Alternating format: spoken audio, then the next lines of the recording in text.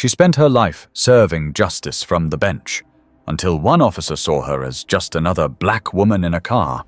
What happened on that sidewalk flipped everything. Amina Ridley wasn't just any woman driving home that Thursday evening. She was a federal judge with 28 years on the bench, a former public defender, a mother of 2 grown daughters, and a widow who hadn't quite figured out how to stop working. Charleston's Civil Rights Symposium had invited her to speak, and like always, she had delivered with poise, clarity, and that sharp wit that made people listen. She left the event alone, driving her silver Honda Accord through a quiet neighborhood in Mount Pleasant, South Carolina, ready to get home, heat up leftovers, and take off her heels. The sun had dipped behind the trees, casting long shadows across the road. She was 3 minutes from her driveway when flashing blue lights lit up her rearview mirror. Amina blinked. She looked down. She wasn't speeding. Her seatbelt was on. She'd just signaled at the last turn. Hadn't she? She eased the car to the curb, rolling down the window before the officer even stepped out. Hands on the steering wheel, polite smile ready. She'd been pulled over before, just like anyone else. Always stayed calm. Always cooperative. A white patrol officer approached, late 30s maybe, square jaw, close-cropped hair. He didn't greet her. He didn't smile. "License and registration," Amina responded gently. "Of course, officer. May I ask what the violation was? You didn't use your turn signal back there." She paused. "I believe I did, but—" "All right. One moment."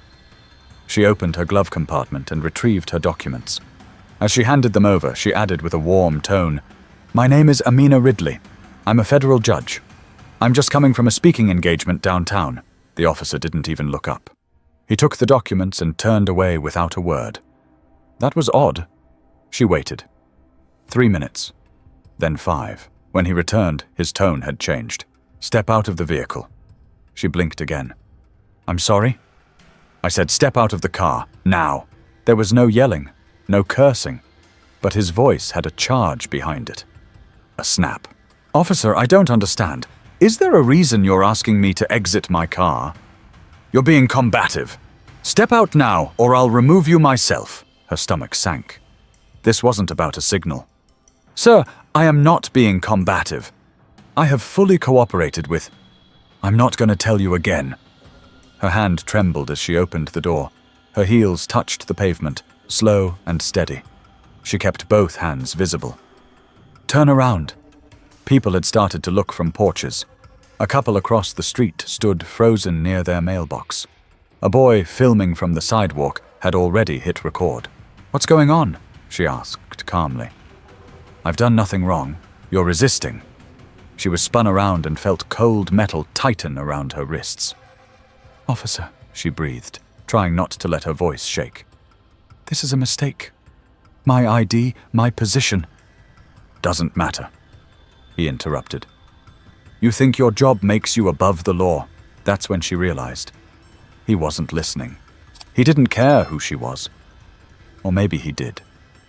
And this was about something else entirely. She glanced toward a young woman nearby who had her phone out, filming in silence. Their eyes met. Amina gave the faintest shake of her head. Not in shame. In disbelief. The sidewalk was uneven beneath her. The cuffs pressed into her skin. She didn't fight. She didn't cry. She didn't plead. She knew better. But inside, something twisted. But what neither of them knew was that this stop was about to spin far beyond control. Officer Chad Rusk kept his back straight as he called in the stop, his radio voice flat and practiced. He never once glanced back at the woman he'd just cuffed. Judge Amina Ridley sat on the edge of the sidewalk, her wrists bound tightly behind her, knees stiff from the awkward angle. Her car door was still open, her purse on the passenger seat, her ID lying visible beside it, clearly marked U.S. District Court, Southern District of Georgia. He hadn't even looked at it properly. She knew. She saw his eyes flicker over it, then away, like it meant nothing.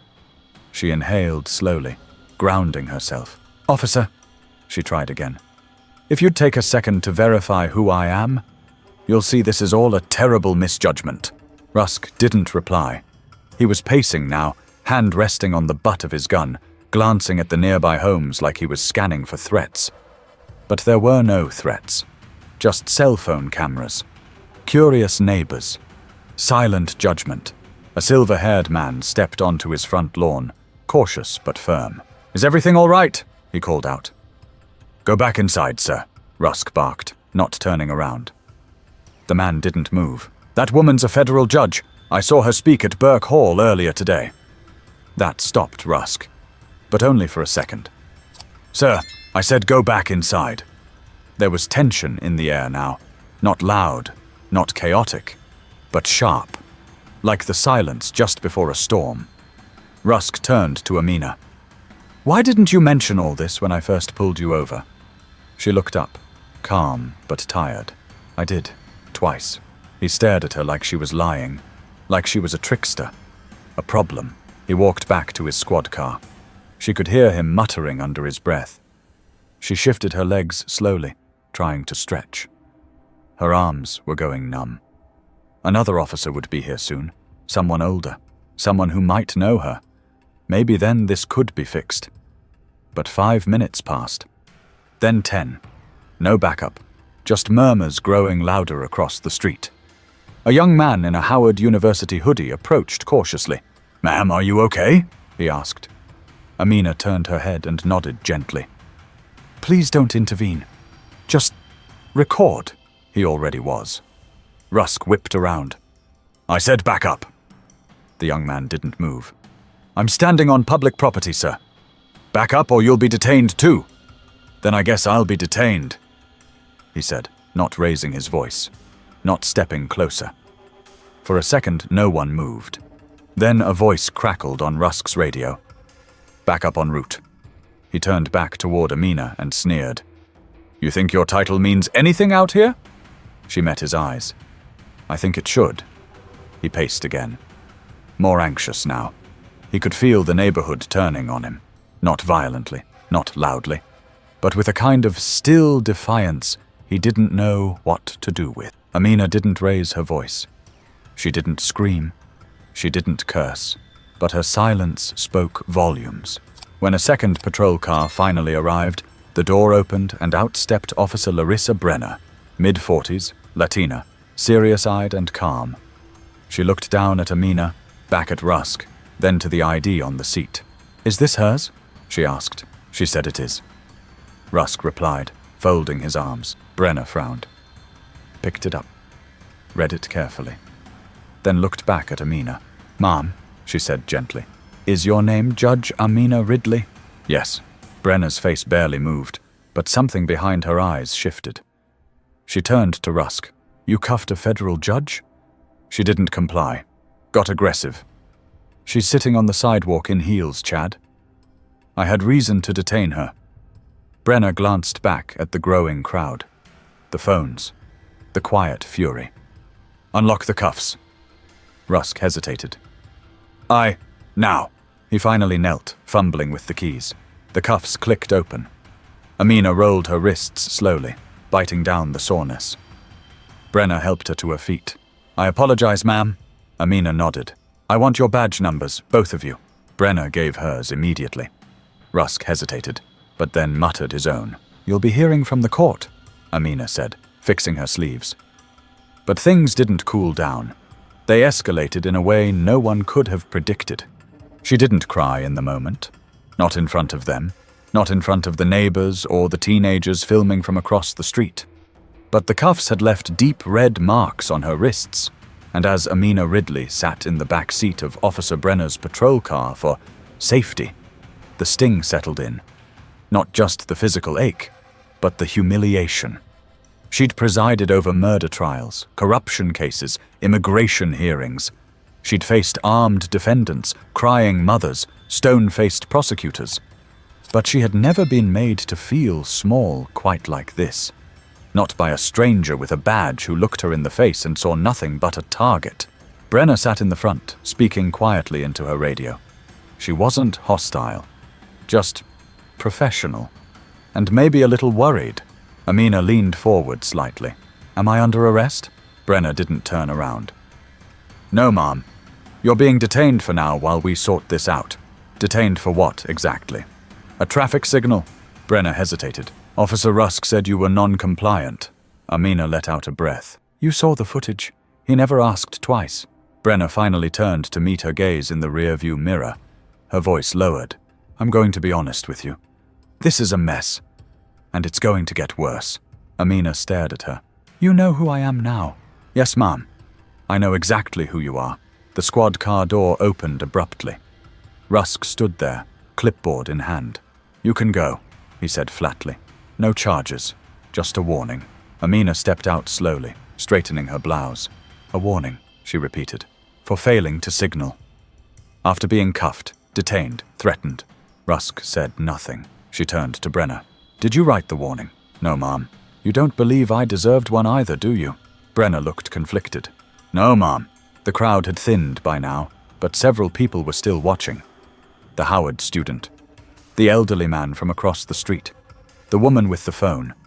They'd seen everything, and they weren't going to forget it. Amina opened her car door and sat quietly for a moment before turning the engine. She didn't drive away immediately. She stared at her reflection in the rearview mirror. Her face, calm and composed as always, but her jaw clenched tight. She pulled out her phone and texted her daughter. Call me in 10. Something happened. As she merged onto Highway 17, she passed by the police precinct without even meaning to. A wave of something bitter rose in her throat. Not hate, not even anger, just a deep, grinding weariness. Back at the precinct, Officer Rusk was already inside, at his desk, filling out a report with shallow details. He hadn't included her name in the narrative, just female driver. No mention of her credentials, no mention of the ID badge in full view. Officer Brenner hovered near the door, arms crossed. You know this isn't going to disappear, right? She said quietly. She made it worse, Rusk replied. She didn't do anything. You lost control. You know it. He glared at her. She thought she was better than me. She is, Brenner said without flinching. And you knew it the second she opened her mouth. Rusk threw his pen down. I followed protocol. You followed your own version of it. The tension between them hung heavy, but neither raised their voice. Meanwhile, footage from multiple phones had already made its way to social media. The Howard student had posted the clip with a simple caption. She said she was a judge. He didn't care. By midnight, it had been shared over 20,000 times. Local journalists started messaging the original posters, asking for interviews. One outlet pulled a photo of Judge Ridley from a 2018 article on judicial reform. They placed it next to a screenshot of her being cuffed on the sidewalk. Two worlds, one woman, a brutal collision. And it wasn't over. But the moment backup arrived, everything changed. And not for the better. By Friday morning, the video was everywhere. The local news stations hadn't even caught up yet, but Twitter had. Clips of Judge Amina Ridley, sitting calmly on a sidewalk in heels and handcuffs, had already been spliced with screenshots of her courtroom photos, clips from her speeches, and headlines about her past rulings. The image was jarring. This elegant, composed woman, humiliated in the street by a man half her experience and twice as defensive. At first, the police department stayed quiet. But silence doesn't travel well in a storm. By noon, WCSC out of Charleston had picked it up.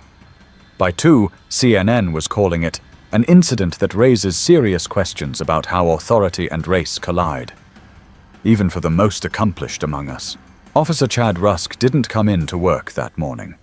He'd been told to stay home until things cooled off.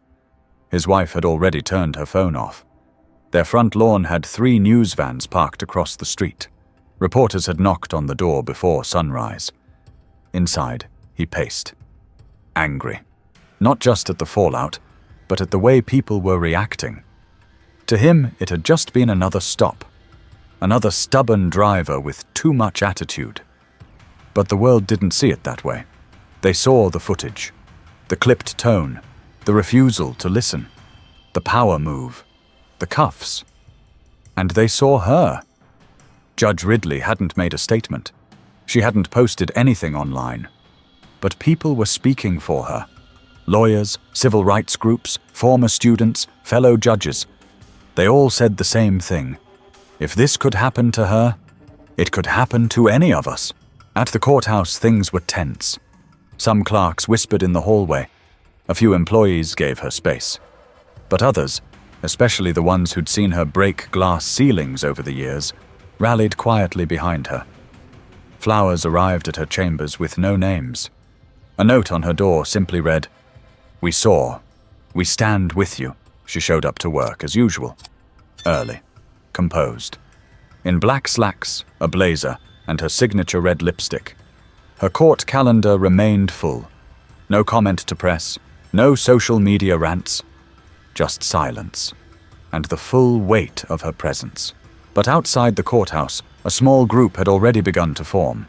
Mostly young people, some holding signs. Judge Ridley deserved better. Justice should wear no chains. The story spread further when it reached Baltimore, then Dallas, then Sacramento. It wasn't just about the incident anymore. It was about what it revealed. That power doesn't protect you from bias. That being educated, successful, and polished doesn't make you immune to being treated like a threat.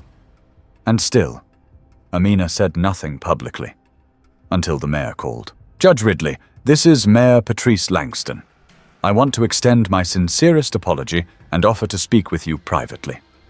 She paused on the phone. "Thank you. But there's nothing private about this situation anymore. I understand. But I believe if you speak publicly, it could help shape the conversation." "I'm not interested in shaping anything right now," she replied. "I'm still processing being handcuffed for asking a question." There was silence on the line. Then, "If there's anything you need, there is," she said plainly. "Accountability." The call ended. Meanwhile, Officer Brenner had filed an internal incident report, including a copy of her body cam footage. She didn't say much, just facts. But her report mentioned 3 things Rusk left out. That the judge identified herself immediately, that she was calm and cooperative, and that Brenner believed there was no cause for arrest.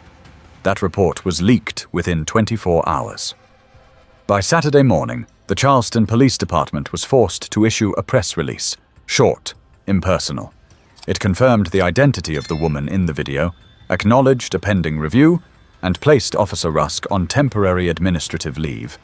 But the damage had already spread. In local barbershops, in churches, on the radio. People were talking. At a farmer's market in Somerville, a group of elderly women handed out small flyers that read, "When they ignore the robe, they reveal the truth." But when the footage finally reached the internet, the storm began. Sunday morning, just before 6 a.m., Judge Amina Ridley's doorbell rang. She was already up. She hadn't really slept. She wrapped her robe around her and looked through the peephole. It wasn't media. It was her daughter, Simone, standing there with 2 coffees and a face full of concern. "I figured you'd be up," Simone said softly. Amina opened the door. "I wish I weren't." They sat in the kitchen, sunlight creeping in through the blinds, the smell of bitter roast filling the silence. Simone scrolled through her phone, shaking her head. "Ma, this thing has over 4 million views now. The mayor's trending. They're digging into the department's history. You started something." Amina didn't look at the screen. "I didn't start anything. I was on my way home. That's exactly why it matters." Simone was right. By now, networks had picked it up. The footage had been replayed in panel discussions, podcasts, reaction videos. Civil rights leaders weighed in, former prosecutors, even retired judges from other circuits. One segment replayed her voice from the video. "This is a mistake." The anchor paused before saying, "It wasn't a mistake. It was a message. And we've seen that message before." Some took it further, turning her detainment into a symbol of what black excellence still couldn't outrun. Others used it as a case study in modern policing. But almost everyone agreed. Something had to change. Protests gathered momentum by Monday. Not the loud, fiery kind, but organized, intentional. Law students marched silently across campus holding books in one hand and mock handcuffs in the other. Judges from across the Southeast released a statement condemning the abuse of power that tarnishes the integrity of those who uphold the law. And still, Amina stayed silent until Wednesday. A press conference was held at Burke Hall, the very place where she'd delivered her speech just days earlier. The room was packed: reporters, clergy, students, community leaders. Cameras lined the back wall. Amina stepped up to the podium in a dark navy suit, no jewelry except for her wedding band and a silver pin on her lapel. She didn't bring notes, didn't read a statement. She spoke plainly, like she always had. I wasn't going to speak today, not because I didn't have something to say, but because I needed time to think, to feel, to breathe. Her voice was steady. The room was silent. I was detained by a police officer who saw me, but didn't see me. I cooperated. I identified myself. I did everything they tell us to do. And I was still handcuffed. On the ground, in front of my neighbors, my community, my city. She looked out at the crowd, then continued. This isn't about vengeance. It's not about humiliation. It's about the truth. And the truth is, there are some uniforms that treat the robe like it's invisible. The pause was long, deliberate. I have spent my entire career defending people, holding others accountable, and believing that justice, though flawed, is still possible. But justice isn't just a courtroom word. It's a human promise. Her voice caught slightly, but she kept going. I will not press charges against Officer Rusk. I am not seeking revenge. I'm seeking reform. Real reform. I want mandatory training on bias, on identity, on restraint. I want law enforcement to remember that a badge doesn't protect you from your own assumptions. The applause was quiet at first, then louder, standing. Simone stood near the back, her eyes wet but proud. Later that night, national outlets ran clips of the speech. Headlines called it "Grace Under Fire." Some praised her dignity. Others criticized her choice not to pursue legal action. But something had shifted. A school in Charleston began offering a new seminar titled Power, Bias, and the Law. Churches opened dialogue groups. Community forums popped up across South Carolina. Even Brenner, the second officer, requested to be reassigned to internal affairs, quietly and without press. Rusk, meanwhile, had disappeared from public view. His name still floated through comment sections, but there was no statement from him. No apology. No reflection. He'd been offered union representation. He accepted, but the noise didn't die down. He wasn't arrested, but he wasn't invisible either. And that may have been the real consequence.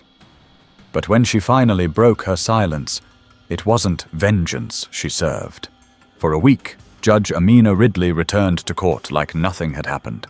She walked into her courtroom, greeted clerks, reviewed motions, and ruled with the same level head she always had. But everyone felt the shift. Lawyers stood a little straighter. Officers entering her courtroom showed more restraint. The silence in the gallery lingered longer. She didn't bring up what happened. She didn't need to. Her presence did the talking now. But outside her chambers, the pressure was mounting. The Charleston Police Department launched an internal investigation. It was procedural, technically standard, but this wasn't a routine case. The public demanded transparency. Civil rights attorneys called for Officer Rusk's dismissal. Protesters called for charges. And the judge?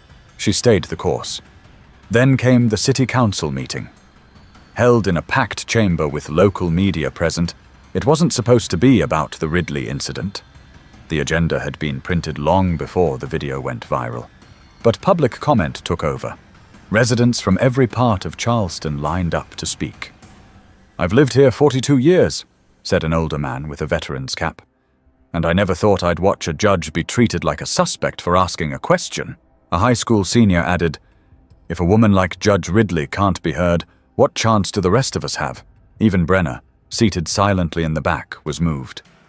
She had filed a follow-up memo to her report, this time explicitly requesting that the footage from both her and Rusk's body cams be released to the public. Within hours, the mayor's office agreed. When the full video dropped, it was worse than many expected. Rusk could be heard referring to Amina as one of them, muttering under his breath about people thinking they're above the rules. His tone was aggressive, dismissive, personal. The court of public opinion turned quickly. He hadn't just overstepped, he revealed what many feared, that power, when unchecked, becomes entitlement. The Charleston Police Department had no choice. 2 weeks after the stop, Rusk was officially terminated. No charges, no arrest, but he was gone. The press reached out, no comment. He'd moved out of his home and relocated temporarily to his brother's place in Tennessee. The union tried to stir support, but the weight of public backlash was too heavy. Nobody wanted to touch it. Meanwhile, Judge Ridley remained measured. She declined interviews, avoided social media, and continued to hold court. But her impact wasn't fading. It was spreading. At Benedict College in Columbia, a group of black pre-law students launched the Ridley Watch, an initiative to monitor local courtrooms and document interactions between officers and civilians. In Savannah, a public defender's office added a community education session called Know Your Power, inspired directly by Ridley's story. But what hit the hardest came from someone unexpected. Officer Larissa Brenner. One night, she sent a handwritten note to the judge's office. No cameras, no press. It read, "Your silence in that moment taught me more than a year of training ever did. I'm sorry you had to carry that burden. I'll spend the rest of my time in this uniform trying to be the kind of officer who deserves the public's trust." Amina didn't respond, but she read it twice. That same week, she was invited to give the keynote address at the annual American Judges Association conference in San Diego. Her title? Respect, Power, and the Fragility of Assumptions. She didn't speak as a victim. She didn't demand pity. She stood at the podium and told a room of judges from all over the country, "We have to stop pretending that credentials protect us. We are only as safe as the people willing to see us." A pause. "And when they don't see us, we still must stand." Her message wasn't about fear. It was about clarity. What happened to her could happen to anyone, just not everyone could survive it with their dignity intact. But for Judge Amina Ridley, it was never about punishment. The incident that started on a quiet residential street had become something far larger than Amina Ridley ever intended. She hadn't set out to make a point. She hadn't staged anything, hadn't asked for anyone's sympathy. But life had a way of forcing certain people into the spotlight, even when they weren't asking for it. 1 month after that traffic stop, she sat alone on the rooftop terrace of her building, a cup of tea cooling beside her. The city stretched quietly below. No reporters outside now. No chants, just space. Quiet. She pulled out a small notepad. No screens, just pen and paper. A list. At the top, what I want to say, what I should say, what I need to say. She didn't want the last word, but she needed the right word. She thought of her father, how he used to tell her, "Dignity doesn't raise its voice. It just stands still and watches the noise run out of breath." She smiled faintly. That afternoon, she met with a group of young law students at a community center just outside Charleston. It wasn't a public event, no cameras, no hashtags. They were seated in a circle, no podiums, no formality. A student named Micah raised his hand. "Judge Ridley, if you could go back to that moment, being pulled over, would you have done anything differently?" She didn't rush the answer. "I wouldn't have changed how I spoke, or how I acted, because how I carried myself wasn't the problem." Micah nodded slowly. Another student, Layla, asked, "Were you afraid?" Amina paused again. "Not afraid. Angry. Tired. But even in that moment, I knew who I was. And that's what saved me." The group fell quiet for a beat. Then someone else asked, "Do you think anything will actually change?" She looked around at their faces. Sharp, eager, still learning. "Yes," she said, "but not overnight. Not in the ways we want. Change doesn't always come with fireworks. Sometimes it comes quietly, in the way you challenge a policy, in how you choose to handle someone who looks like me, or looks like you. Sometimes it starts with just asking, 'What am I assuming?' Afterward, one of the organizers walked her to the parking lot. You know, you didn't have to come. After everything, people would have understood if you stayed away from all this." Amina turned, looked her in the eye and said, "That's the reason I had to come. People needed to see that I'm not broken." Then she got into her car and drove home. No escort, no spotlight. That evening, she posted a single message online, her first and only public statement since the press conference. It read, "Strength doesn't always mean shouting louder. Sometimes it's the grace not to." This wasn't about ego, or status, or revenge. It was about what happens when dignity meets dismissal and chooses not to disappear. I stood still so you could see. Now, what will you do with what you've seen? The post was shared more than 50,000 times within 24 hours. But she didn't check the likes, didn't read the comments. She just sat at her desk later that night, reviewing court files like always. The world had moved on in some ways, but something had stuck. In classrooms, in precincts, in city council meetings and kitchen tables. People remembered, not because she screamed, not because she demanded, but because she remained. And from that, something lasting began to grow. If you're watching this and thinking it could never happen to someone you know, remember it already did. And next time, it might not be a judge in heels and a blazer. It might be your friend, your parent, your child. Let Judge Ridley's story remind you. Titles won't protect you from prejudice, but how you carry yourself can still leave a mark that echoes louder than outrage. If this moved you, share it. Start the conversation, and make sure the next person in her position isn't left to stand alone. Subscribe for more real stories that challenge the way we see power, identity, and the quiet strength of doing what's right.